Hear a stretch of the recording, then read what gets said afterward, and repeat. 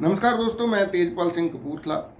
दोस्तों, मानस समर्थ ने जो वीडियो डाली थी, अपने एक पेशेंट से बुलवाया था, कहलवाया था कि डॉक्टर बीआरसी के ग्रेड सिस्टम से लोग ठीक नहीं हो पा रहे हैं, लोगों की किडनी ठीक नहीं हो पा रही, बल्कि उनकी हालत और ख़राब हो रही है, लोग मर रहे हैं और वो ट्रांसप्लांट करवाने के लायक भी नहीं बच रहे। इतना नुकसान ज़्यादा ग्रेड सिस्टम करता है। तो उसका स्पष्टीकरण डॉक्टर बीआरसी ने एक न्यूज़ चैनल को इंटरव्यू दिया है और उस पर उसका स्पष्टीकरण उन्होंने दिया है।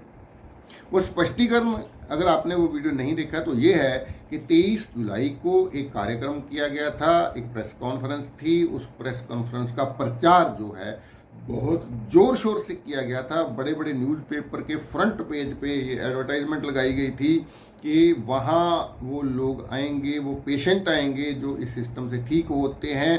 आप अगर उन पेशेंट्स को मिलना चाहते हैं, आप अगर देखना चाहते हैं कि ग्रेड सिस्टम कैसे काम करता है या नेचुरोपैथी या डॉक्टर विश्वगुप्त का प्रोटोकॉल जो है वो कैसे काम करता है, तो आप इस कार्यक्रम में आइए। मुझे नहीं पता मानस समर्थ उस कार्यक्रम में गए या नहीं गए, लेकिन अगर जाते तो ये सवाल ही नहीं उठता, वो ऐसा वीडियो डालते ही नहीं। तो अब डॉक्टर बीआरसी ने नई अनाउंसमेंट जो की है वो ये है कि 28 सितंबर जो शहीद भगत सिंह का जन्मदिन होता है, उस दिन भी वो एक किताब रिलीज कर रहे हैं और एक प्रेस कॉन्फ्रेंस करेंगे। उस प्रेस कॉन्फ्रेंस में भी ऐसे लोग इनवाइटेड हैं जिन लोगों को किसी तरह का भी कोई डाउट है, जो लोग किसी तरह का सवाल पूछना चाहते हैं। वहाँ भी ऐसे पेशेंट आएंगे, वो अपनी रिपोर्ट साथ में लेके आएंगे। जिन लोगों को उनकी रिपोर्ट देखनी है, जिन लोगों को ये देखना है कि इस सिस्टम से पेशेंट ठीक होते हैं या नहीं, वो 28 सितंबर को खुद उस कार्यक्रम में हाजिर हो सकते हैं या फिर ऑनलाइन उस कार्यक्रम को देख सकते हैं। मानस समर्थ जी से निवेदन है कि वो अपने उस पेशेंट को, उसके पिताजी को और 10 लाख रुपया लेकर जाएं, क्योंकि वहाँ तो एविडेंस मिल जाएंगे, वहाँ तो रिपोर्ट्स मिल जाएंगी, लोग मिल जाएंगे जो ठीक हुए हैं, तो 10 लाख रुपया तो आपको देना ही पड़ेगा। तो उस कार्यक्रम में आप जरूर जाइए। और बाकी जो समर्थक हैं, जो लोग डॉक्टर बीआरसी के समर्थक हैं या जो मानस के समर्थक हैं, उनको भी मैं ये बोलना चाहता हूँ कि वो 28 सितंबर का कार्यक्रम आप जरूर देखिए। अगर आप फिजिकली वहाँ हाजिर नहीं हो सकते हैं तो आप ऑनलाइन जरूर उस प्रोग्राम को, कार्यक्रम को अटेंड कीजिए, ताकि दूध का दूध पानी का पानी हो पाए। दूसरी बात जो थी, ये सवाल बार बार आ रहा है, क्योंकि इस मुद्दे पे मैंने भी 3-4 दिन पहले एक वीडियो डाली थी। उस वीडियो को अच्छा रिस्पांस मिला, बहुत सारे लोगों ने वो वीडियो देखी है और मेरे को फीडबैक भी दी है बहुत सारे लोगों ने कि कल ही ऑस्ट्रेलिया से, अमेरिका से एक फ़ोन आया था कि सर आपने बहुत अच्छा एक्सप्लेन किया है, बहुत अच्छा जवाब दिया है। इस बात का बहुत सारे लोगों ने तारीफ़ की है उस वीडियो की। अगर आपने नहीं देखा है तो मैं डिस्क्रिप्शन में उस वीडियो का लिंक डाल दूँगा, आप उस वीडियो को देख सकते हैं। तो अब सवाल क्या आ रहा है, लोग बार बार पूछें कि मानस ने ऐसा क्यों किया, मानस समर्थ को क्या क्या मिला। तो उसके लिए मैं एक छोटी सी कहानी आप लोगों के साथ शेयर करना चाहता हूँ। वो कहानी ऐसी है कि एक व्यक्ति था, उसके पास एक गधा था। वो हर सुबह गधे को अच्छे से तैयार करता, उसके ऊपर अच्छा सा कपड़ा डालता और एक छोटा सा मंदिर उस गधे के ऊपर रखता और फिर वो निकल पड़ता मार्केट में। वो दुकान दुकान जाता, एक दुकान पे जाता, लोग उस मंदिर को माथा टेकते और कुछ पैसे चढ़ाते और गधे को भी कोई गुड़ देता खाने के लिए, कोई चने खाने के लिए देता, तो खूब सेवा उस गधे की भी होती। ये उसका रोज का काम था, एक तरह से उसका ये रोजगार था। वो दुकान दुकान पे जाता, गधा अच्छे तरीके से सजा हुआ गधा, उसके ऊपर एक छोटा सा मंदिर, और लोग उस मंदिर को माथा टेकते और साथ में गधे को भी खाने पीने के लिए अच्छी चीज़ें देते और प्यार करते, उसका भी सम्मान करते। तो काफ़ी दिन बीत गए तो गधे को ऐसा लगा कि अरे, मान सम्मान तो मेरा होता है, काम तो सारा मैं करता हूँ, मैं इस मंदिर को लेकर दुकान दुकान घूमता हूँ, लेकिन पैसे ये व्यक्ति कमाता है। लोग देखो मेरे को चने खिलाते हैं, मेरे को गुड़ खिलाते हैं, जे आदमी सूखी घास मेरे आगे डाल देता है, तो असली काम तो मेरा है। क्यों ना मैं अकेला ये काम करूं, इस व्यक्ति को छोड़ देता। तो अगले दिन जैसे ही उसने उस गधे पे मंदिर को सजाया, तो उसने गधे ने 2-4 छलांगें लगाई, इधर उधर किया, तो उसने मंदिर को गिरा दिया और अकेला ही भाग के उस दुकान पे चला गया जहाँ से हर रोज़ उस गधे को गुड़ मिलता था, चने मिलते थे, और उसको ऐसा लगता था कि लोग उसके सामने झुकते हैं, नमस्कार करते हैं। जैसे ही वो गधा उस दुकान के आगे गया और थोड़ा सा दुकानदार ने ध्यान नहीं दिया, वो हिनहिनाया, तो दुकानदार ने अपने नौकर को बोला कि वो लाठी उठा और इस गधे को भगा। वो गधा बड़ा परेशान हो रहा है कि ये क्या हो रहा है मेरे साथ। वो दूसरी दुकान पे गया। दूसरी दुकान पे भी उसने कोशिश की कि मेरे को कुछ खाने के लिए देंगे, मेरे को झुकेंगे, मेरे को सलाम होगी, मेरे को माथा टेका जाएगा।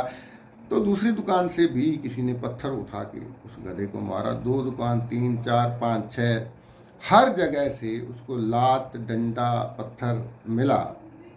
तो उस गधे को ये बात समझ में आई कि लोग वो जो सत्कार करते थे, लोग जो पूजा करते थे, वो मेरी नहीं, उस मंदिर की पूजा करते थे। पूजा उस मंदिर की होती थी जिसे मैं गिरा के फेंक आया हूं, मेरी पूजा नहीं। उस मंदिर की वजह से ही मुझे खाने के लिए गुड़, चने या अच्छी अच्छी चीजें मिलती थी। तो इस कहानी को सुनने के बाद मुझे नहीं लगता और कुछ बोलने की ज़रूरत है। मानस जी को ऐसा लगता है कि अब मैं बहुत बड़ा हो गया, मेरे इतने सारे सब्सक्राइबर हैं, इतने सारे लोग मेरे को जानने लग गए हैं, क्यों ना अब मैं अकेले अपना एक साम्राज्य खड़ा करूं। और उस अकेले साम्राज्य खड़ा करने के लिए ये जरूरी है कि वो कंट्रोवर्सी खड़ी करें और ज़्यादा मशहूर होने के लिए। लेकिन उस गधे की तरह उनको ये समझ जाना चाहिए, और बहुत जल्दी समझ आ जाएगा कि ये जो सम्मान आपको लोग देते हैं, ये डॉक्टर BRC की वजह से देते हैं। ये जो सम्मान, ये जो लोग आपको देखते हैं, आपके वीडियोस देखते हैं, आपके साथ जुड़े हैं, ये सारे के सारे लोग इसलिए आपके साथ जुड़े हैं क्योंकि आपको लोग डॉक्टर BRC का दाहिना हाथ मानते थे। आपको हर जगह डॉक्टर BRC के साथ खड़ा देखते थे। तो आपको ये जो भ्रम पैदा हुआ है, ये पूजा आपकी हो रही है, ये जो सम्मान मिल रहा है ये आपका हो रहा है, तो ये आपका भ्रम है। वो मंदिर जब तक आपके साथ है, डॉक्टर BRC रूपी मंदिर जब तक आपके साथ है, तब तक आपका सम्मान होगा। जब आप उस मंदिर को गिरा के अकेले कुछ करने की कोशिश करोगे, तो वही हालात होंगे जो उस गधे के हुए हैं। तो उस पेशेंट के बारे में, जिस पेशेंट ने ये वीडियो डाला, उसके पिता ने डाला, तो डॉक्टर BRC ने अपनी वीडियो में जो बताया है वो ये है कि उस पेशेंट ने कभी इस ट्रीटमेंट को सीरियसली लिया ही नहीं। वो एक्सपर्ट जो उसको डील कर रहे थे, उन्होंने बताया है कि वो बिना बताए ट्रीटमेंट को छोड़ के शिमला घूमने चला गया, और एक दिन उसने डिसाइड किया कि ये गर्म पानी में तो 6 महीने बैठना पड़ेगा, इससे अच्छा है ट्रांसप्लांट करवा लिया जाए। तो अगर कोई पेशेंट इस प्रोटोकॉल को ईमानदारी से नहीं करना चाहता है, उसके बदले में वो ट्रांसप्लांट करवाना चाहता है, तो इसमें हिम्स हॉस्पिटल का कोई दोष नहीं है, ग्रेड सिस्टम का कोई दोष नहीं है। और उसके बाद की कहानी तो बताई ही नहीं, ना उस पेशेंट ने बताई है, ना मानस जी ने बताई है। उस लड़के ने अपनी माँ, उसकी माता जी ने किडनी दी, वो किडनी ट्रांसप्लांट हुई, उसके बाद फिर खराब हो गई और आजकल वो डायलिसिस पे है, ये तो बताया ही नहीं गया। दर्शकों को ये बात उनसे क्यों छुपाई गई, उसका चेहरा क्यों छुपाया गया? तो अगर सच बोलना है या सच्चाई आपको पेश करनी है, तो पूरी सच्चाई पेश करनी चाहिए। इस तरह की साजिशें करने से बड़ा नहीं बन सकता कोई।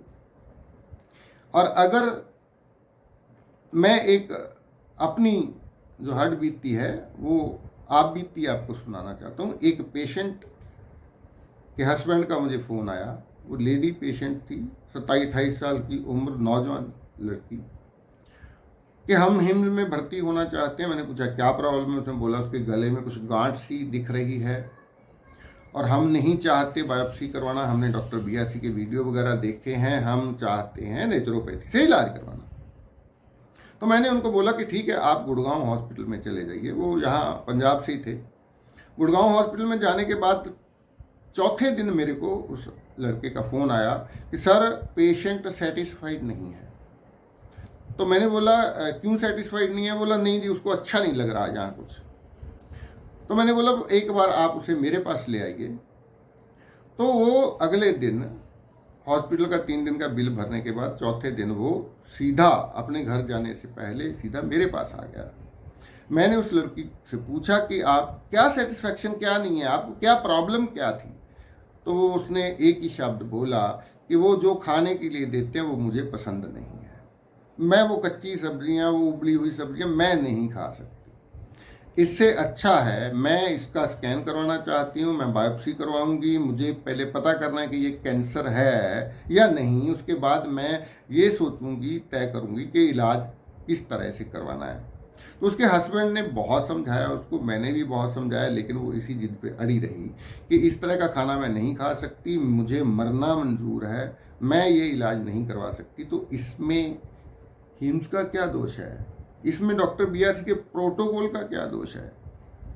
तो अगर कोई व्यक्ति अपने जीभ के स्वाद को पहल देता है और कोई व्यक्ति ये बोलता है कि मैं तो इस तरह का खाना नहीं खा के इसी तरह का खाना खाऊंगा भले मैं मर जाऊं, तो ऐसे व्यक्तियों के लिए हिम्स हॉस्पिटल, डॉक्टर BRC या मानस समर्थ जब मैं कोई कुछ नहीं कर सकता।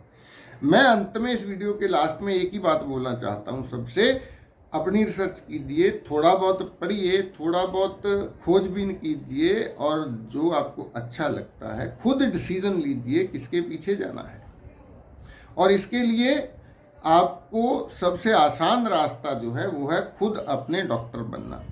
जब आप खुद अपने डॉक्टर बन जाएंगे तो कोई आपको गुमराह नहीं कर सकेगा, कोई आपको लूट नहीं सकेगा, कोई आपका शोषण नहीं कर पाएगा।